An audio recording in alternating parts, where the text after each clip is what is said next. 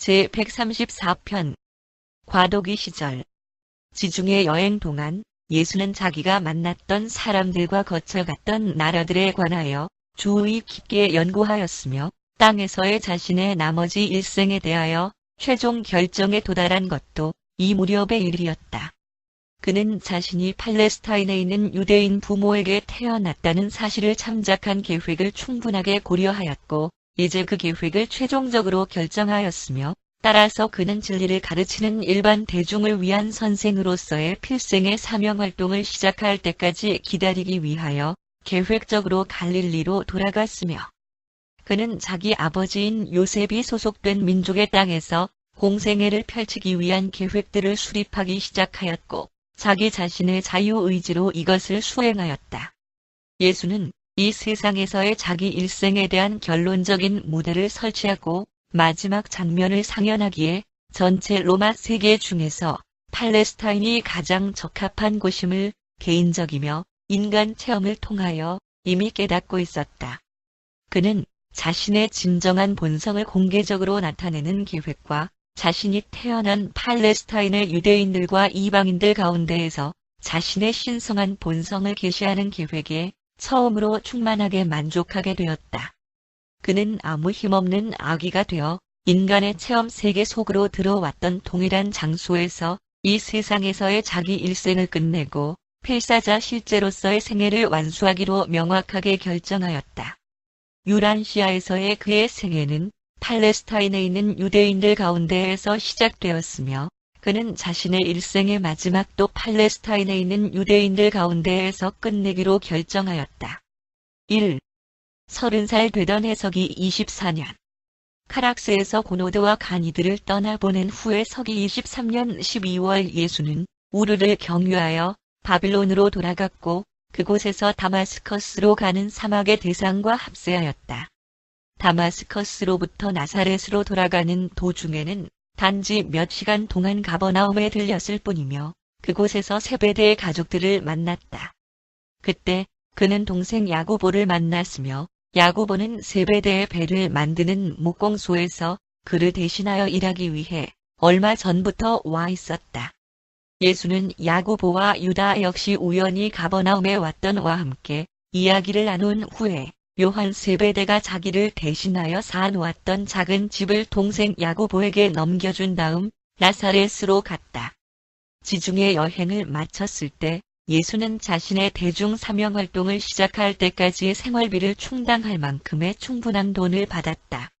그러나 가버나움의 세베대와 이 특별한 여행 도중에 그가 만났던 사람들을 제외하면 세상 사람들은 그가 이러한 여행을 했었다는 사실을 결코 알지 못하였다. 그의 가족들은 그가 알렉산드리아에서 공부를 하면서 지냈었다고 항상 믿었다. 예수는 이러한 믿음에 대하여 확인시킨 적이 한 번도 없었으며 또한 그러한 오해들을 드러내놓고 부정도 하지 않았다. 나사렛에 머물던 몇 주간 동안 예수는 가족과 친구들을 방문하거나 동생 요셉과 수리소에서 함께 있으면서 얼마간의 시간을 보내기는 하였지만 대부분의 관심을 마리아와 롯에게 쏟았다. 롯은 그때 거의 15살이었는데 그녀가 처녀가 된 이래로 예수가 그녀와 긴 대화를 가진 것은 이번이 처음이었다. 시몬과 유다는 한동안 결혼하기를 원하고 있었지만 예수의 동의 없이는 하고 싶지 않았으며 따라서 맏형이 돌아오리라는 희망으로 결혼을 미루어 오고 있었다. 비록 그들 모두가 대부분의 문제에 있어서 야고보를 가장으로 여기고 있기는 하였지만 막상 결혼이 임박해지자 예수의 축복을 받고 싶어 하였다. 그래서 시몬과 유다는 기원 후 24년 3월 초순에 합동 결혼식을 올렸다. 나이 든 아이들은 이제 모두 결혼하게 되었으며 가장 나이가 어린 롯만이 마리아와 함께 집에 남게 되었다. 예수는 가족의 개별 구성원들과 만날 때에는 매우 정상적이고 자연스러운 태도를 취하였지만 모두 함께 모인 자리에서는 거의 말이 없었기 때문에 가족들은 자기들끼리 그 사실에 대하여 이야기하였다. 특히 마리아는 자기 맏아들의 정상이 아닌 이상한 태도 때문에 우울하였다.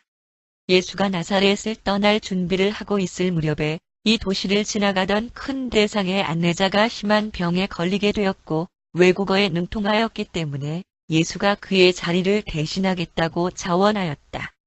그는 이 여행으로 인하여 1년 동안 집을 비우어야 하였고 동생들이 모두 결혼해서 집에는 어머니와 룻뿐이었기 때문에 그는 가족회의를 소집하였고 그 자리에서 그는 자기가 최근에 야고보에게 넘겨주었던 가버나움 집으로 어머니와 룻이 이사할 것을 제안하였다. 따라서 예수가 대상들과 떠나간 며칠 뒤에 마리아와 룻은 가버나움으로 이사하였고 그곳에서 그들은 마리아가 살아있는 동안 내내 예수가 제공한 집에서 살았다. 요셉이 자기 가족들을 데리고 나사렛의 고향집으로 들어왔다. 이 해는 사람의 아들의 내적 체험에 있어서 매우 특이한 해들 중의 하나였으며 그의 인간 마음과 내주하는 조절자 사이에서 조화를 이루도록 하는 일에 굉장한 진보가 있었다. 그 당신의 이제 얼마 남지 않은 장래에 일어날 위대한 사건들을 위하여 조절자는 예수의 생각을 재조직하고 마음을 훈련시키는 일에 적극적으로 관여하고 있었다. 예수의 개인성은 세상을 향한 자기 태도에 굉장한 변화를 일으킬 준비가 되어가고 있었다.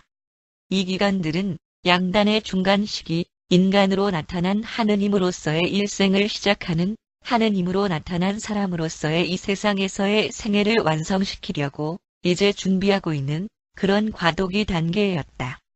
2. 카스피 지역을 향한 대상 여행. 예수가 나사렛을 출발하여 대상들과 함께 카스피 해로 여행을 떠난 것은 기원 후 24년 4월 1일의 일이었다. 예수가 안내자로서 합세하였던 그 대상은 예루살렘을 출발하여 다마스커스와 우르미아 호수를 경유하고 아시리아, 메디아, 파르티아를 거쳐 남북 카스피 지역으로 갔다. 이 여행에서 그가 돌아오기까지는 꼬박 1년이 걸렸다. 예수에게 있어서 이 대상 여행은 또 다른 탐구와 개인적 사명 활동을 이루는 진귀한 체험이었다. 그는 자신이 속한 대상 일행들, 승객들, 안내원들, 낙타 부리는 자들과 함께 재미있는 체험을 하였다. 대상이 지나갔던 길을 따라 살고 있었던 많은 남녀 어른들과 아이들은 그들에게는 그저 평범한 대상을 이끄는 비범한 안내자로 보였던 예수와 접촉한 결과로 풍요한 삶을 살게 되었다. 그가 개인적으로 사명활동하였던 이 기회들을 포착하였던 사람들 전부가 덕을 본 것은 아니었지만 그와 만나서 이야기를 나누었던 사람들 중에서 대다수는 보다 나은 여생을 누렸다. 그의 모든 여행 중에서 이 카스피해의 여행은 예수로 하여금 동방에 가장 가깝게 가도록 하였으며 그리하여 그가 극동지방 사람들을 좀 더 납득할 수 있게 하였다. 그는 적색 인종을 제외하고 유란시아에 살았던 모든 종족들과 친밀하고도 개인적 접촉을 가졌다. 그는 이러한 여러 다른 인종들은 물론 혼합된 인종들 각각에게 그의 개인적 사명활동을 똑같이 베풀었으며 그들 모두는 예수가 자기들에게 가져다 준 살아있는 진리를 잘 받아들였다. 극서지방에서 온 유럽인들이나 극동지방에서 온 아시아인들은 희망과 영원한 생명을 전하는 그의 말에 똑같이 주의를 기울였으며 그들 가운데에서 그토록 우아하게 함께 살았던 사랑의 봉사와 영적 사명활동에 의하여 똑같이 영향을 받았다. 대상 여행은 모든 점에서 성공적이었다. 이것은 예수의 인간 일생에서 매우 흥미있는 에피소드였는데 왜냐하면 그는 이 해 동안에 자기에게 맡겨진 물질에 대하여 그리고 대상 무리들을 이루고 있던 여행자들의 안전한 행위에 대하여 책임을 맡은 관리자 자격으로 기능하였기 때문이었다. 그리고 그는 가장 신실하게, 능률적으로, 그리고 현명하게 자신의 복합적인 의무들을 잘 이행하였다. 카스피 지역에서 돌아오는 길에 예수는 우르미아 호수에서 안내자의 자리를 사직하고 2주가 약간 넘는 기간 동안 그곳에 머물렀다. 그는 나중에 다마스커스로 가는 대상 대열에 승객으로 합세하여 같이 갔는데 그곳에서 그 낙타들의 주인은 그에게 같이 일할 것을 제의하였다. 그는 이 요청을 거절하고 가버나움으로 가는 대상들과 함께 여행하여 서기 25년 4월 1일 가버나움에 도착했다. 그는 더 이상 나사렛을 자기 고향으로 여기지 않았다. 가버나움이 예수와 야고보와 마리아와 룻의 고향이 되었다. 그러나 예수는 다시는 자기 가족과 함께 살지 않았으며 가버나움에 있을 때에는 세베대의 집을 자기 집으로 삼았다. 3. 우르미아에서의 강연. 카스피 해에서 돌아오는 길에 예수는 휴식과 원기 회복을 취하기 위하여 우르미아 호수의 서쪽 해안에 자리 잡고 있는 오래된 페르시아 도시인 우르미아에서 며칠 동안 머물렀다. 우르미아 근처 해변에서 그리 멀지 않은 곳에 있는 섬들 중에서 가장 큰 섬 위에 하나의 큰 건물, 원형 극장식의 강연 장소, 이 종교의 영에게 봉헌되어 있었다. 사실 이 건물은 종교 철학을 다루는 사원이었다. 이 종교 사원은 우르미아의 시민인 부유한 상인과 그의 세 아들에 의해 설립되었다. 이 사람의 이름은 심보이톤이었으며 그의 조상들 중에는 다른 여러 민족들이 섞여 있었다. 이 종교 학교의 강의들과 토의들은 주중에 매일 오전 10시부터 시작하였다.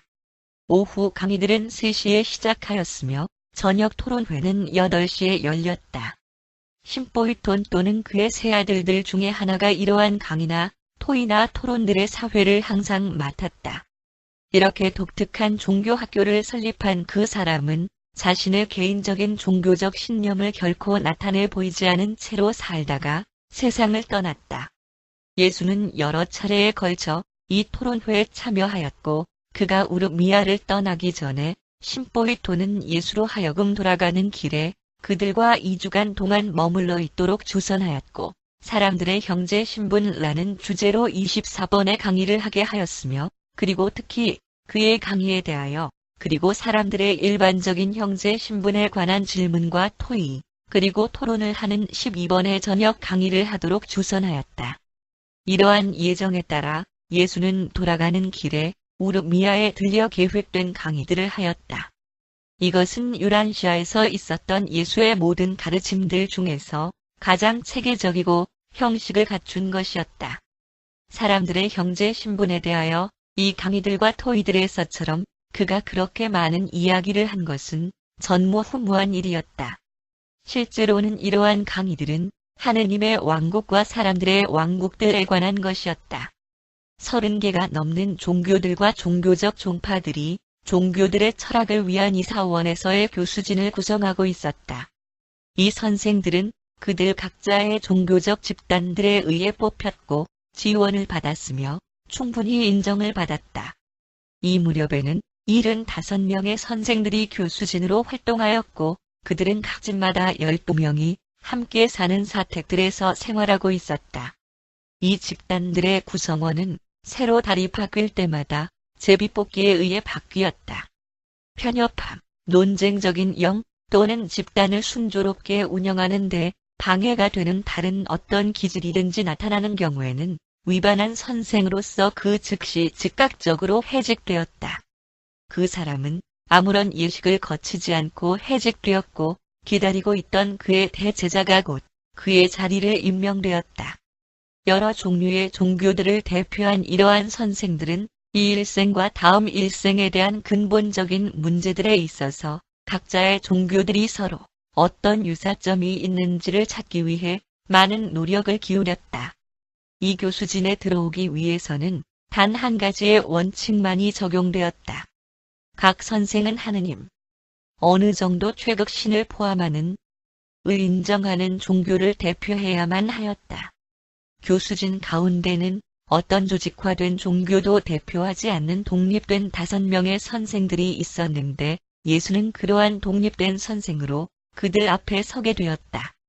우리 중도자들이 우르미아에서의 예수의 가르침들의 요지를 처음으로 준비하였을 때 유란시아 계신의 이러한 가르침들을 포함하는 것이 과연 현명한지에 대하여 교회의 성천사와 진보의 성천사 사이에 의견이 맞지 않았다. 20세기에 널리 보급되어 있는 종교와 인간 정부들의 상황이 예수 당시에 퍼져 있었던 그러한 상황과 너무 다르기 때문에 하느님의 왕국과 사람의 왕국들에 관한 우르미아에서의 예수의 가르침을 20세기에 존재하고 있는 이러한 세상의 기능들에게 적용한다는 것은 매우 어려운 일이었다. 우리는 이들 행성정부의 이들 두 성천사 집단 모두에게 받아들여질 수 있는 예수의 가르침에 대한 서술문을 결코 만들어낼 수 없었다. 마침내 계시위원회 멜기세덱 의장이 우리들 전체 인원 중에서 임명된 3명으로 구성된 위원회에게 20세기 유란시아의 종교적, 정치적 상황에 맞도록 우르미아에서의 예수의 가르침들에 대한 우리의 견해를 준비하라고 지시하였다.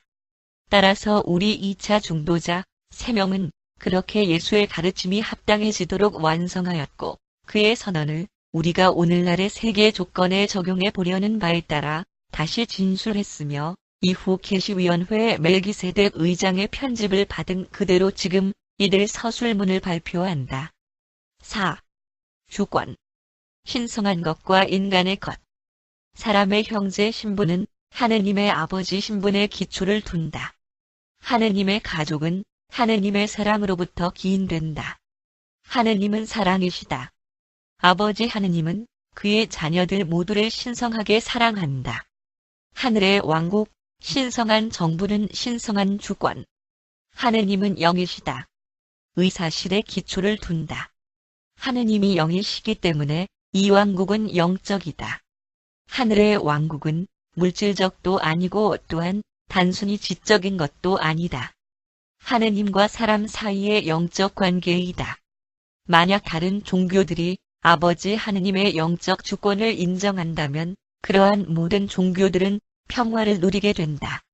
오직 하나의 종교가 어떤 면에서 다른 모든 종교들보다 우월하다고 한다면 그리고 그것이 다른 종교들에 비하여 전적인 권한을 갖게 된다면 그러한 하나의 종교가 다른 종교들을 용납하지 않게 되거나 아니면 다른 종교들의 신자들을 겁없이 박해하게 될 것이다. 종교적인 평화. 형제 신분는 모든 종교들이 교단의 모든 권한을 자진해서 완벽하게 버리고 또한 영적 통치권에 대한 모든 관념을 전부 포기하지 않는 한 결코 존재할 수 없다. 하느님 한 분만이 영적 통치자이시다. 모든 종교들이 모든 종교적 주권을 초인간적인 하느님 자신에게 맡기기로 동의를 하지 않는다면 종교적 전쟁 없이 종교들 사이에 평등 종교적 해방을 유지할 수 없다. 사람들의 가슴 속에 있는 하늘의 왕국은 종교적 화합 반드시 획일적일 필요는 없지만 을 창조하게 될 것인데 왜냐하면 그러한 종교적 신자들로 구성된 모든 종교는 성직의 권한, 종교적 주권에 대한 모든 개념에서 해방될 것이기 때문이다. 하느님은 영이시며 하느님은 자신의 영, 그 자체의 한 단편을 사람의 마음속에 거하게 한다. 영적으로 볼 때 모든 사람들은 평등하다. 하늘의 왕국은 신분이나 특권 계급이나 사회 차원이나 경제 집단들로부터 자유롭다. 너희들은 모두 형제들이다. 그러나 너희가 하느님 아버지의 영적 주권을 잃어버리는 순간 어떤 하나의 종교가 다른 종교들에 대해서 우월감을 주장하기 시작할 것이며 그렇게 되면 이 세상에서 평화가 이루어지고 사람들 사이에서 선한 뜻이 이루어지는 대신 종교인들 사이에서 불화와 비난이 시작될 것이고 심지어는 전쟁이 시작될 것이다.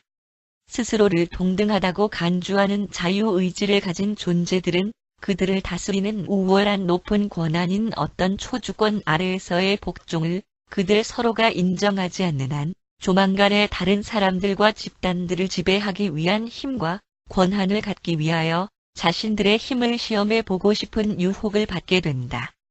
초주권의 어떤 전권 통제 영향력을 서로 인정하지 않고서는 평등의 개념이 결코 평화를 가져오지 않는다. 우르미아 종교인들은 종교적 주권에 대한 자신들의 모든 신념들을 전부 다 내던졌기 때문에 비교적 평화스럽고 고요하게 함께 살아갔다. 영적으로는 그들 모두가 유일한 주권자이신 하느님을 믿었다.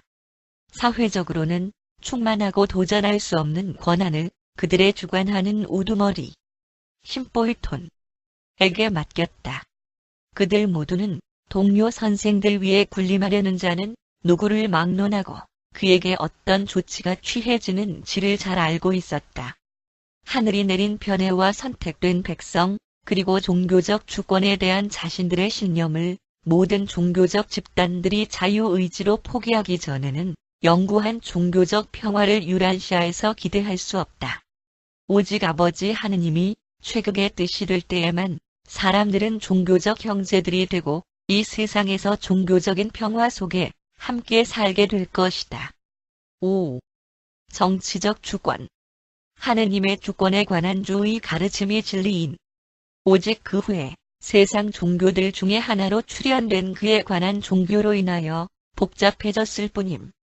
반면에 정치적 주권에 관하여 그가 제시한 것들은 지난 1900년 이상의 기간 동안의 국가 살림살이의 정치적 진화에 의하여 광범위하게 복잡하여졌다.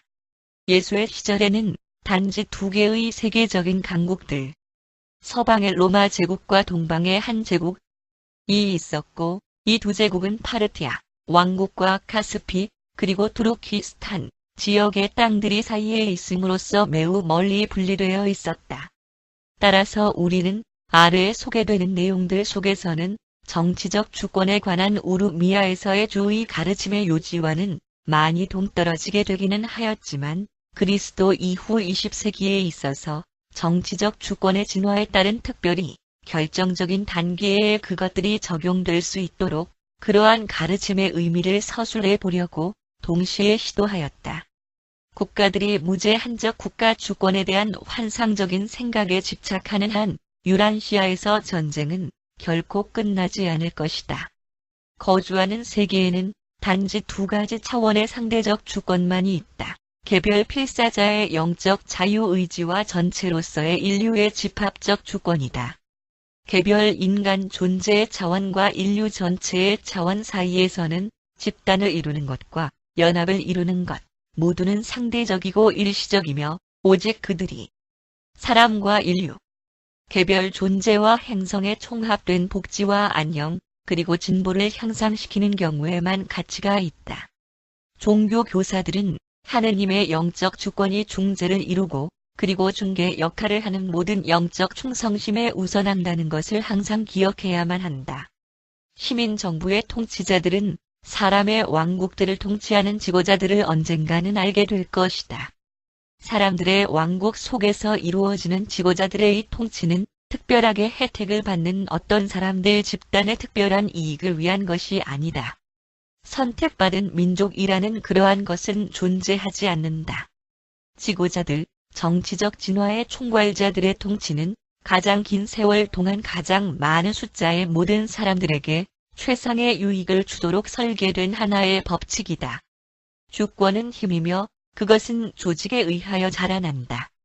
이러한 정치적 힘의 조직들의 성장은 유익하고 바람직한데 왜냐하면 그것은 인류 전체의 가장 넓은 부분들을 포용하는 경향이 있기 때문이다. 그러나 바로 이 정치적 조직들의 성장은 초기의 자연스러운 정치적 힘, 가족의 조직과 최종적인 정치적 성장의 달성, 모든 인류에 의한, 모든 인류를 위한 사이에 있는 모든 중간 단계마다 문제를 만들어낸다. 가족 집단 속에 있는 부모의 힘으로부터 출발하여 정치적 주권은 진보를 이루어 가족들 간의 혈연 관계인 시족으로 뭉쳐지고 그것들은 다시 여러 가지의 이유로 인하여 부족 단위들, 혈연 관계를 초월한 정치적 집단들로 결합된다. 그런 다음에는 무역과 상업, 그리고 정복의 수단을 통하여 종족들이 하나의 국가로 연합되고 국가들은 때때로 제국으로 연합되어지기도 한다. 주권이 소규모의 집단에서 대규모의 집단들로 옮겨져 가면서 전쟁은 점점 줄어든다. 작은 국가들 간의 작은 전쟁들이 줄어드는 반면 그 국가들이 휘두르는 주권이 점점 더 커갈수록 더 큰 전쟁의 가능성이 증가한다. 이윽고 모든 세상이 탐험되어지고 차지되면 국가들의 수가 몇 개 되지 않으면서 강하고 힘이 있게 되면 이러한 엄청난 주권을 소유한 나라들의 국경이 서로 이웃하게 되면 단지 바다만이 그들을 나누어 놓게 되면 그때 세계적인 투쟁인 큰 전쟁이 일어날 무대가 꾸며질 것이다. 소위 주권을 가진 국가들은 결국에는 전쟁이 일어나게 하는 갈등을 일으키지 않으면서 서로 사귈 수 없기 때문이다. 가족으로부터 전체 인류로 확대되는 정치적 주권의 진화 속에서 겪는 어려움은 중간에 게재하는 모든 차원에서 나타나는 끈질긴 저항 안에 들어있다. 가족들은 경우에 따라 자기들의 씨족에게 도전해왔으며 반면에 씨족들과 부족들은 지역 국가의 주권을 종종 타도하였다. 각각의 새롭고 진취적인 정치적 주권의 진화는 정치적 조직 속에서 전에 있었던 발전들의 발판이 되는 단계들에 의해 난처한 지경에 처하고 방해를 받는다. 그리고 항상 그래왔다. 그리고 이것이 사실인 이유는 인간 충성은 한번 발동이 걸리면 바꾸기가 어렵기 때문이다. 부족의 진화를 가능하게 했던 바로 그 충성이 종족을 초월한 지역적 국가 진화를 어렵게 한다. 그리고 지역적 주정부의 진화를 가능하게 만들었던 동일한 충성심, 애국심, 이 모든 인류의 정부의 진화적인 발전을 매우 복잡하게 만든다. 정치적 주권은 먼저 가족 안에서 개별 존재가, 그리고 그 다음에는 부족과 더 큰 집단들과의 관계에서 가족과 씨족들이 자아결정주의에서의 포기로부터 창출된다. 자아결정주의가 소규모에서 좀 더 큰 정치적 집단으로 옮겨간 이러한 진보적인 양도는 동방에서는 명왕조와 몽고 왕조가 설립된 이후로 대체적으로 줄어들지 않고 진행되었다. 서방에서는 세계대전 말까지 1000년이 넘는 기간 동안 그것이 진행되었는데 그 후에는 유럽의 수많은 작은 집단들이 침몰되었던 정치적 주권을 재정립함으로써 정상적인 영향이 불행스런 역행운동으로 말미암아 일시적으로 거꾸로 되었다. 유라시아는 소위 말하는 주권 국가들이 지능적이고 전적으로 자신들의 주권의 힘을 사람의 형제 신분, 인류의 정부에게 양도하기 전까지는 지속되는 평화를 누릴 수 없을 것이다. 국제주의 국가들의 연맹은 인류에게 영원한 평화를 결코 가져올 수 없다. 국가들의 세계적인 연합은 소규모의 전쟁을 효과적으로 방지하고 작은 나라들을 통제하게 되겠지만 그들은 세계 전쟁들을 막을 수 없을 뿐만 아니라 3개, 4개 또는 5개의 초강대국들을 통제할 수 없을 것이다. 실제적인 갈등에 직면하게 되면 이 세계적인 강국들 중에 하나가 연맹에서 탈퇴하여 전쟁을 선포할 것이다. 너희들은 그들이 국가적 주권이라는 망상적 병균에 감염되어 있는 동안에는 국가들 간의 전쟁을 미리 예방할 수 없다. 국제주의는 올바른 방향으로 가는 첫 발을 내딛는 것이다. 국제경찰의 기세는 많은 작은 전쟁들을 미리 방지하게 되겠지만 이 세상에서 막강한 군사력을 가진 정부들 사이의 갈등인 큰 전쟁을 막는 것에는 그렇게 큰 효력을 미치지 못할 것이다.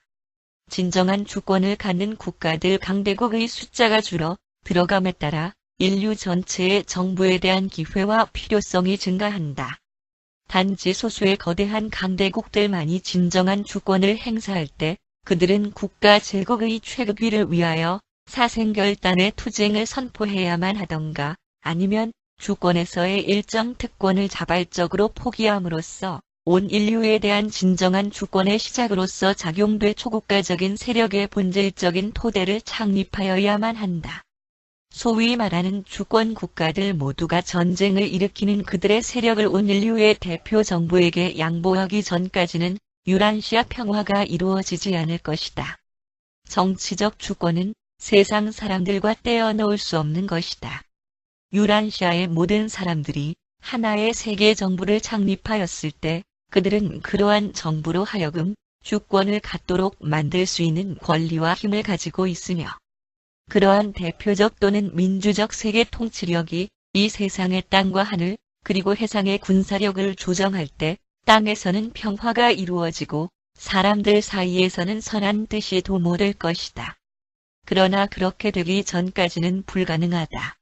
19세기와 20세기의 중요한 예를 하나 들어본다면 48개 주로 구성된 아메리카 연방은 오랫동안의 평화를 누리고 있다.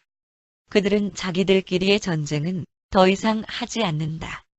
그들은 자신들의 주권을 연방정부에게 양도하였으며 전쟁을 중재함으로써 자체적인 결정권이라는 망상을 모두 포기하였다. 각 주정부는 자체적인 내부의 일들을 규제하는 반면 외국과의 관계, 세관, 이민, 군사 문제, 주정부 간의 통상 등에는 관여하지 않는다. 뿐만 아니라 각 주정부들은 시민권의 문제에도 관여하지 않는다. 연방정부의 주권이 어떤 문제로든지 위태롭게 되었을 경우에만 그 48개의 주들은 전쟁으로 인한 참화를 겪게 된다. 주권과 자체적 결정권이라는 두 개의 궤변들을 포기한 이 48개의 주들은 주들 간의 평화와 평정을 누린다. 그와 같이 유란시아의 국가들도 그들 각자의 주권들을 범세계적인 정부, 사람들의 형제의 주권, 의 손에 양도할 때 그러한 평화를 누리기 시작하게 될 것이다. 이러한 세계 국가 안에서는 작은 나라들도 큰 나라만큼 힘을 갖게 되는데 마치 작은 로드 아일랜드 주가 인구 많은 뉴욕주나 혹은 가장 큰 텍사스주와 마찬가지로 미국 국회에 2명의 상원의원을 보내는 것과 같다. 이러한 48개 주들의 한정된 주정부의 주권은 사람들에 의해 그리고 사람들을 위해 만들어졌다. 주를 관할하는 미국 연방정부의 국가적 주권은 원조가 되는 13개의 주에 의해 그들 자신의 이익과 주민들의 이익을 위하여 세워졌다. 언젠가는 여러 나라들에 의해서 자신들의 이익을 위해 그리고 모든 사람들의 이익을 위해 초국가적인 인류의 행성 정부가 비슷한 형태로 세워질 것이다. 시민들은 정부의 이익을 위하여 태어난 것이 아니며 정부들이 사람들의 이익을 위하여 만들어지고 고안되어진 것이다. 모든 사람의 주권 정부가 나타날 때까지는 정치적 주권의 진화에 끝이 있을 수 없다. 모든 다른 주권들은 가치에 있어서 상대적이고 의미에 있어서 중간적이고 지위에 있어서는 종속적이다. 과학의 발달과 함께 전쟁은 그들이 거의 인종적 자살 행위에 이르기까지 점점 더 잔인하게 되어가고 있다. 사람들이 기꺼운 마음으로 인류 전체의 정부를 세우고 영원한 평화를 즐기면서 사람들 관계 속에서의 선한 뜻, 전 세계적 선한 뜻에 의한 평정을 토대로 번영을 이루기까지 얼마나 많은 세계 전쟁들을 치러야 하고 얼마나 많은 국가 동맹들이 깨어져야만 할 것인가? 6. 법, 자유, 주권. 만약에 한 사람이 자유, 해방을 열망한다면 그는 모든 다른 사람들도 역시 자기와 똑같은 자유를 열망하고 있다는 사실을 기억해야만 한다. 해방을 사랑하는 그러한 필사자들의 집단들은 각 사람에게 같은 정도의 자유를 허락해주고 동시에 그의 동료 필사자들 모두에게도 같은 양의 자유를 보장해줄 법과 규칙 그리고 규정들을 지키지 않고서는 평화롭게 함께 살아갈 수 없다. 만약 한 사람이 절대적으로 자유로워지려면 다른 사람은 절대적인 노예가 되어야만 한다. 그리고 자유의 상대적인 속성은 사회적으로, 경제적으로, 정치적으로 참된 사실이다. 자유는 법을 집행함으로써 성취 가능한 문명의 선물이다. 종교는 사람들이 형제의 애를 인식하는 것을 영적으로 가능하게 만들어주지만 인간의 행복이나 효율성에 관계되는 사회적, 경제적, 정치적인 문제들을 조정하기 위해서는 인류 전체의 정부를 필요로 한다. 세상의 정치적 주권이 나뉘어 있고 불공정하게 국가 주정부의 어느 한 집단에 의해서 소유되고 있는 한 전쟁들과 전쟁들에 대한 소문들, 국가와 국가 간에 서로 반목하는 이 없어지지 않을 것이다.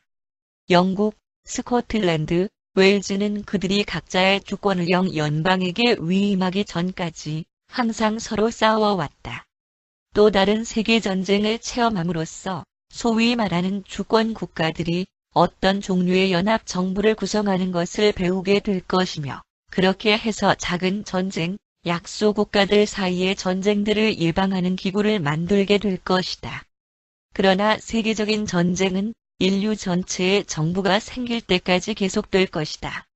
지구 전체의 통제권이 세계적인 전쟁들을 막게 될 것이다. 다른 아무 것으로도 막을 수 없다. 48개의 미국의 독립된 주들은 평화를 유지하면서 함께 살고 있다.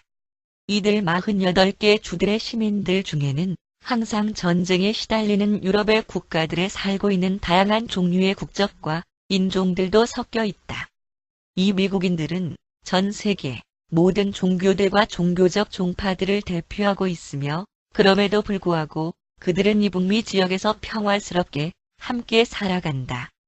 그리고 이러한 모든 일은 이 48개 주들이 그들의 주권을 포기하였고 자체적 결정권을 갖는 권리들에 대한 모든 개념을 버렸기 때문에 가능하다. 그것은 무장과 비무장의 문제가 아니다. 뿐만 아니라 강제징용인가 혹은 자발적 병역인가 하는 것이 세계 평화를 유지하는 이러한 일들에 있어서의 문제가 아니다. 만약에 너희가 강대국들로부터 현대의 기계화된 무기들과 모든 유형의 폭탄들을 다 빼앗는다고 하더라도 그들이 국가적 주권의 신성한 권리라는 망상에 빠져 있는 한 그들은 주먹과 돌과 방망이를 가지고라도 싸울 것이다. 전쟁이 사람의 가장 크고 끔찍한 병이 아니며 전쟁은 증상, 그 결과이다. 진짜 병은 국가적 주권이라는 병균이다. 유라시아 국가들은 진정한 주권을 소유해보지 못하였으며 세계적 전쟁들의 참상과 황폐함으로부터 자신들을 보호해주는 주권을 한 번도 가져본 적이 없었다. 인류 전체의 범세계적 정부의 창조에서 국가들은 주권을 포기하고 있는 것이 아니라 실제적이고 진실하며 그리고 지속적으로 이후로는 모든 전쟁으로부터 자신들을 충분히 보호해주는 줄 수 있는 세계의 주권을 창조하고 있는 것이다. 지방의 문제들은 지방정부에 의해, 국가적인 문제들은 국가정부에 의해 처리되어지고, 국제적인 문제들은 범세계 정부에 의해서 관리될 것이다. 세계 평화는 조약, 외교, 외교정책, 연맹, 힘의 균 등 혹은 민족주의적 주권으로 속임수를 쓰는 어떤 다른 유형의 미봉책으로도 유지될 수 없다. 세계에 통용되는 법이 만들어져야 하고 세계 정부, 모든 인류의 주권에 의해 강화되어야만 한다. 개별 존재들은 세계 정부 아래에서 훨씬 더 많은 해방을 누리게 될 것이다. 오늘날 강대국의 시민들은 거의 강제적으로 세금을 징수당하고 제약을 받고 통제를 받고 있으며 이러한 현재의 개별적 해방에 대한 대부분의 간섭은 국가정부가 기꺼이 국제적 문제들에 관하여 그들의 주권을 범세계적 정부에게 맡겼을 때 사라질 것이다. 범세계적 정부 아래에서 국가적 집단들은 순수한 민주주의의 개인적 해방을 실현하고 즐길 수 있는 진정한 기회를 가질 수 있게 될 것이다. 자체적인 결정권에 대한 그릇된 생각은 사라지게 될 것이다. 돈과 무역에 대한 범세계적 차원의 규제에 의해서 세계적 평화의 새로운 시대가 도래할 것이다. 곧 범세계적 언어가 생기게 될 것이며 적어도 언젠가는 범세계적 종교 혹은 범세계적 차원의 견해를 가진 종교를 가지게 된다는 희망이 어느 정도 생길 것이다. 집단적인 안전은 그 집합체가 모든 인류를 포함하기 전까지는 절대로 평화를 이룩할 수 없을 것이다. 인류를 대표하는 정부의 정치적 주권은 지구의 영원한 평화를 가져올 것이며 사람의 영적 형제 신분은 모든 사람들 간의 친선을 언제까지나 보장할 것이다. 지상의 평화와 사람들 간의 선한 뜻을 이룰 수 있는 다른 방법은 아무것도 없다. 힘보이톤이 세상을 떠난 후 그의 아들들은 평화스러운 교수진을 유지해 나가는데 있어서 많은 어려움을 겪었다. 만약 우르미아 교수진에 합세하였던 후대의 그리스도교 선생들이 좀 더 지혜로웠고 좀 더 참을성이 있었더라면 예수의 가르침의 반향은 훨씬 더 컸을 것이다. 힘보이톤의 맏아들은 필라델피아에 있는 아브너에게 도움을 청하였지만 아브너는 선생들을 선택함에 있어서 가장 불행한 결과를 가져오게 하였고 그 선생들은 완고한 사람들이 되었고 양보하려 하지 않았다. 이 선생들은 자신들의 종교가 다른 신앙들을 지배하도록 만들려고 애썼다.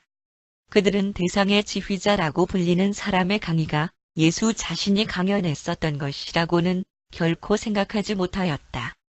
교수진 사이에서 혼란이 커지자 세 형제들은 그들의 경제적 지원을 끊었고 5년 후에 그 학교는 문을 닫게 되었다. 나중에 그것은 미트라 사원으로 다시 문을 열었으나 결국에는 주신 축제들을 버리다가 불에 타버렸다. 7. 31살 되던 해석이 25년. 예수가 가스피해로 떠났던 여행에서 돌아왔을 때 그는 자신의 세상 여행이 거의 끝났다는 것을 알았다. 그가 다시 팔레스타인 밖으로 여행한 것은 한 번밖에 더 없었는데 그것은 시리아로 간 것이었다. 가버나움을 잠시 방문한 후 그는 며칠 동안 나사렛으로 갔으며 그곳에서 며칠 동안 머물렀다.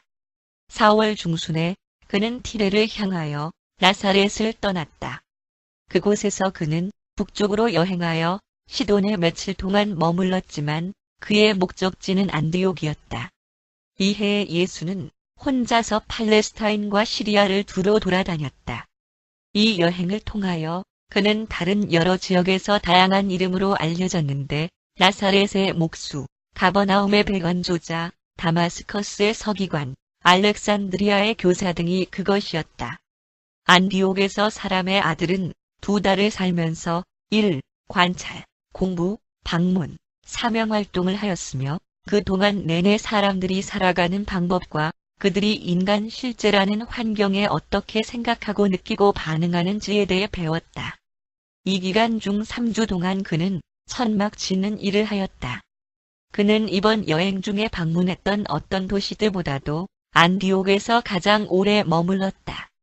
10년 후 사도 바울이 안디옥에서 설교를 하고 거기에서 그의 추종자들로부터 다마스커스 서기관의 교리들에 대해 듣게 되었을 때 그는 자신의 제자들이 주 자신의 음성을 직접 들었고 가르침을 받았다는 것을 전혀 알지 못했다. 예수는 안디옥으로부터 케자리아를 향하여 해변을 따라 남쪽으로 여행하였고 그곳에서 몇 주를 지내다가 해변을 따라 요파로 내려갔다. 요파에서 그는 잠니아, 아쉬돗, 가자를 향하여 내륙 쪽으로 여행하였다. 가자에서부터 그는 내륙 도로를 택하여 비엘세바로 갔고 그곳에서 일주일 동안 머물렀다. 그러고 나서 예수는 사적으로 혼자 한 것으로는 마지막이 되는 여행을 출발하였으며 팔레스타인의 중심부를 통과하여 남쪽에 있는 비엘세바로부터 북쪽의 단으로 갔다. 북쪽으로 가는 여행 중에 그는 헤브론과 베들레헴 그곳에서 그는 자신의 출생지를 방문하였다. 예루살렘 그는 베다니를 방문하지 않았다. 비어롯, 레보나, 시카, 세켐, 사마리아, 게바, 엔가님, 엔도르, 마돈을 들렸고 막달라와 가버나움을 지나서 그는 북쪽으로 여행하였으며 메롬의 우물들 동쪽을 지나가면서 카라타를 지나단 곧 케자리아 빌립보로 갔다. 내주하는 생각 조절자는 이제 사람들이 사는 곳을 떠나 헤르몬 산으로 가도록 예수를 인도하였고 그곳에서 예수는 자신의 인간 마음을 충만히 이해하는 일을 끝냈으며 땅에서의 나머지 자신의 사명에 온 전력을 효과 있게 하는 작업을 완성할 수 있었다. 이 체험은 유란시아에서의 주의지상 일생에 있어서 매우 다르고 특이한 신시대들 중의 하나였다. 매우 비슷한 또 하나의 체험은 그의 세례 직후에 그가 혼자서 펠라 가까이의 언덕을 지나갈 때 가진 것이었다. 헤르몬 산에서의 이 고립 기간은 그의 순수한 인간 생애의 종료, 필사자 증여의 엄밀한 법 해석상의 종료를 표시하는 것이었으며 반면에 나중에 있었던 고립 기간은 증여에서의 더욱 신성한 위상의 시작을 표시하는 것이었다. 예수는 헤르몬 산기슭에서 6주 동안을 혼자 하느님과 함께 지냈다. 8. 헤르몬 산에서의 체류. 케자리아 빌립보 근처에서 얼마 동안을 지낸 후에 예수는 그의 생필품들을 준비하였으며 그것을 짐을 싣는 짐승 위에 붙들어 메고 티그라스라는 아이를 데리고 다마스커스 길을 따라 헤르몬 산기슭에 있는 한때 베이트젠이라고 알려진 마을로 갔다. 그곳에서 서기 25년 8월 중순 경그의 본거지를 정하고 물자들을 티그라스에게 맡아보게 한 후 그는 인적이 드문 산기슭을 올랐다. 그 첫째 날에 티그라스는 약 해발 6,000피트 되는 지점까지 예수를 동행하였고 그들은 그곳에 돌로 저장고를 지었으며 티그라스가 일주일에 2번씩 그곳에 음식을 갖다 놓기로 하였다. 첫날 티그라스를 보낸 후 예수는 산을 약간 더 올라서 기도하기 위해 멈추었다. 무엇보다도 그는 아버지에게 티그라스와 함께할 수호 성천사를 보내주실 것을 기도하였다. 그는 필사자 실제의 현실과의 그의 마지막 투쟁을 혼자서 할 수 있도록 허락해 주실 것을 요청하였다. 그리고 이 요청은 수락되었다. 그는 단지 그를 인도하고 유지시키는 내주하는 조절자와 함께 이 엄청난 시험에 들어갔다. 예수는 산에 있을 동안의 음식을 매우 절약해서 먹었으며 한 번에 하루나 이틀씩만 금식하였다.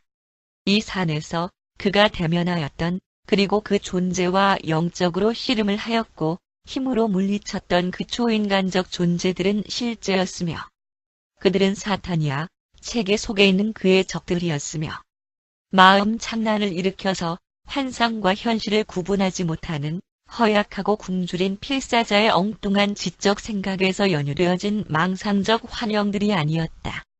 예수는 8월의 마지막 3주간과 9월의 첫 3주간을 헤르몬 산에서 지냈다.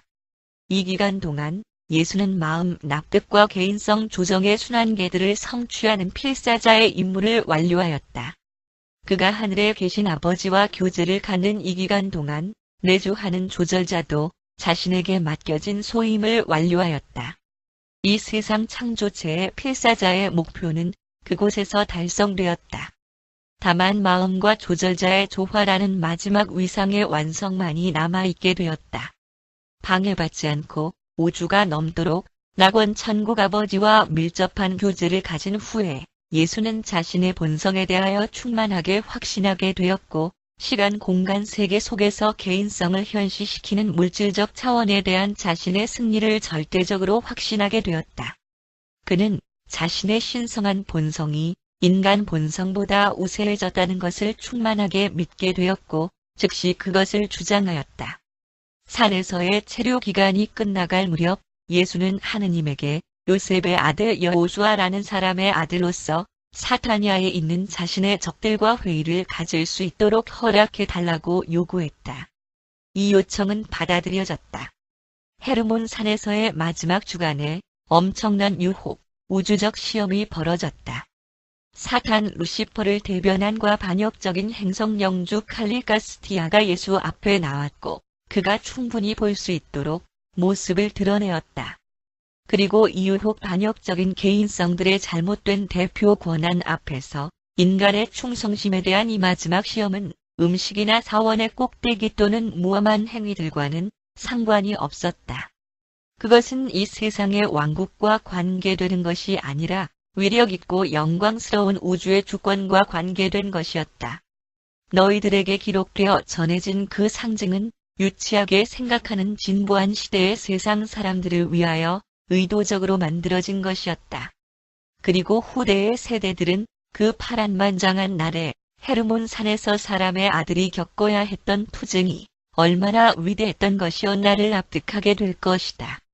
루시퍼의 사자들이 제시한 많은 제안들과 반대 제안들에 대하여 예수는 단지 이렇게 대답하였다. 나의 낙원 천국 아버지의 뜻이 이루어지기를 바라며 반역을 일으키는 나의 아들인 너에게는 옛적으로 늘 계신 이의 성스러운 판결이 있기를 바란다.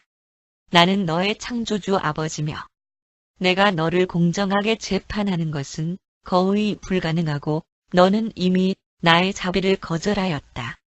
나는 너를 더 높은 우주의 재판관들의 판결에 맡기기로 하였다.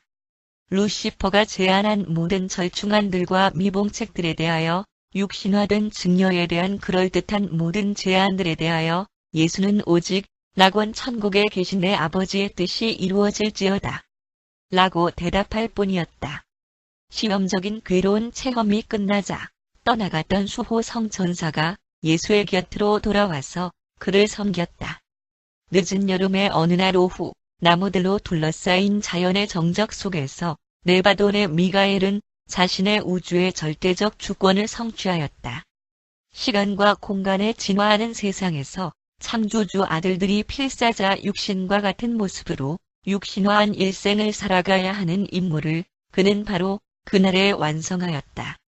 이 감격적인 성취에 대한 우주의 발표는 그로부터 몇 달 후에 있었던 그의 세례의 날까지 미루어졌지만 그 모든 것은 산에서 그날 실제적으로 이루어졌다. 예수가 헤르몬 산에서 내려왔을 때 사타니아에서의 루시퍼의 반란과 유란시아에서의 칼리가스티아의 탈퇴는 실제적으로 해결되었다.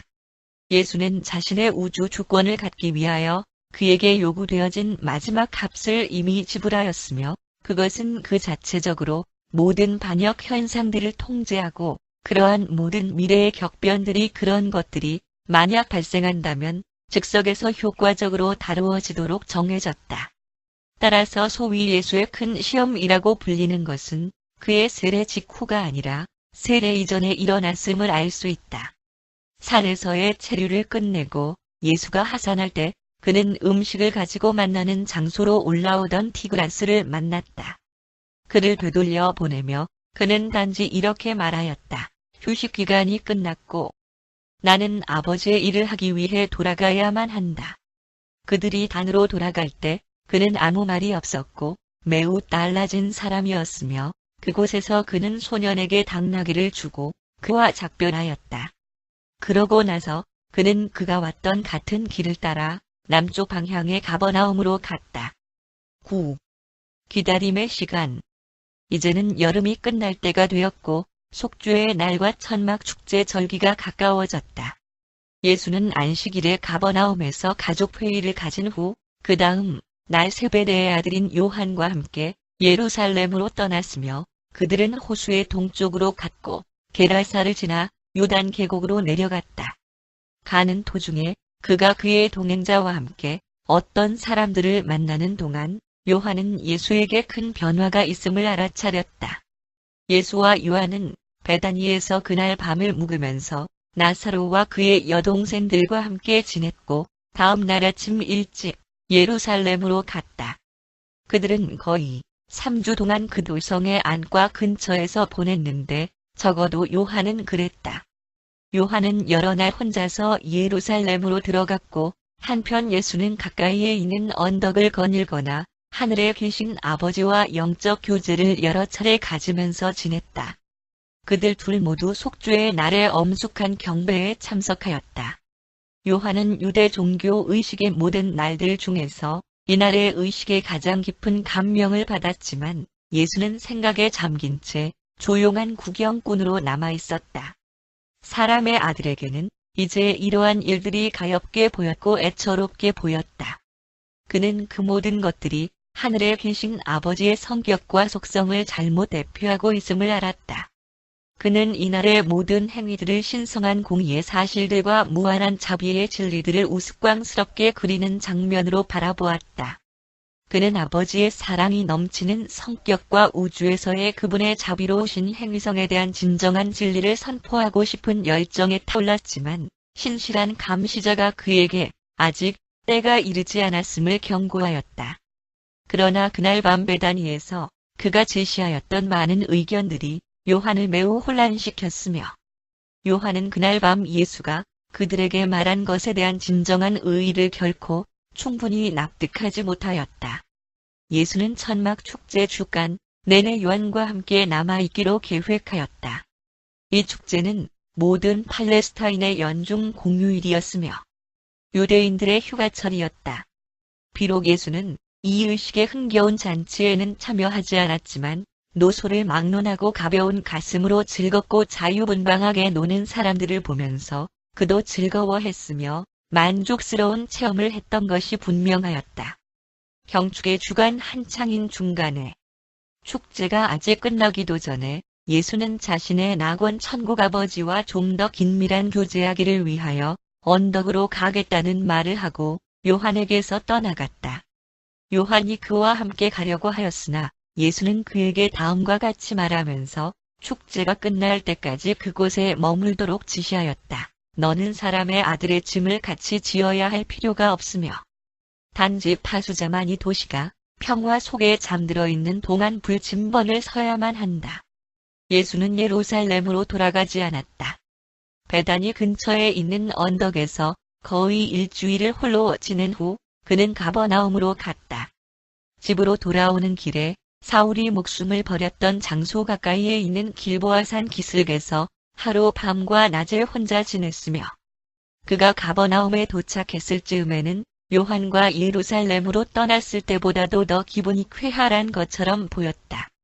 다음 날 아침에 예수는 세베대의 작업소에 두었던 자신의 소지품이 들어있는 상자로 가서 작업복을 꺼내 입고 다음과 같이 말하면서 직접 작업에 참여하였다. 나의 때를 기다리는 동안 내가 바쁘게 지내는 것이 마땅하다. 그리고 그는 배를 만드는 목공소에서 동생 야고보 곁에서 다음 해 1월까지 몇 달 동안 일하였다. 예수와 함께 일한 이 기간이 끝난 후부터는 야고보는 자신이 납득하기 힘든 사람의 아들의 일생의 과업에 대해 어떤 의심이 일어났다 하더라도 결코 다시는 예수의 사명에 대한 자신의 신앙을 실제로 그리고 전혀 포기하지 않았다. 배를 만드는 목공소에서의 예수의 이 마지막 작업 기간 동안 그는 좀 더 큰 배의 신뢰를 마무리하는 일에 그의 모든 시간을 보냈다. 그는 모든 일에 큰 노력을 아끼지 않았으며 그 훌륭한 배를 완성시켰을 때 인간 성취의 만족을 체험하는 듯이 보였다. 그는 사소한 일들에는 거의 시간을 낭비하지 않았지만 맡은 일의 핵심이 되는 일들에 대해서는 공을 많이 들이는 일꾼이었다. 시간이 경과함에 따라 회개한 사람들에게 세례를 주고 또 설교를 하는 요한에 대한 소문이 가버나움까지 왔으며 요한은 이렇게 외쳤다. 하늘의 왕국이 가까이 왔으니 회개하고 세례를 받아라. 예수는 요한이 사명활동을 하면서 예루살렘의 가장 가까운 강의 개울로부터 요단 계곡을 따라 천천히 올라오고 있다는 이러한 소식들에 귀를 기울였다. 그러나 다음 해인 서기 26년 1월 요한이 펠라 가까이에 있는 지점까지 강을 따라 여행하기까지 예수는 배를 만들면서 일을 계속하였으며 그때 그는 작업 도구들을 내려놓고 나의 때가 이르렀다. 라고 선언하였고 세례를 받으러 요한에게로 갔다. 그러나 엄청난 변화가 이미 예수에게 일어나고 있었다. 그가 그 지역의 땅들을 오가며 방문하고 봉사했던 사람들 중에서 나중에 대중을 위한 선생으로 나타난 그를 이전 세월 동안에 그들이 사적인 한계별 존재로 알고 지내며 사랑하였던 동일한 개인임을 알아보는 사람은 거의 없었다. 그리고 전에 그를 알았던 사람들이 나중에 대중을 위한 그리고 권위 있는 선생으로 나타난 그의 모습을 알아보지 못한 데에는 이유가 있었다. 이러한 마음과 영의 변환이 여러 해 동안 진행되어 왔었고 그 파란만장한 헤르몬 산에서의 체류 기간 동안에 완성되어졌기 때문이었다.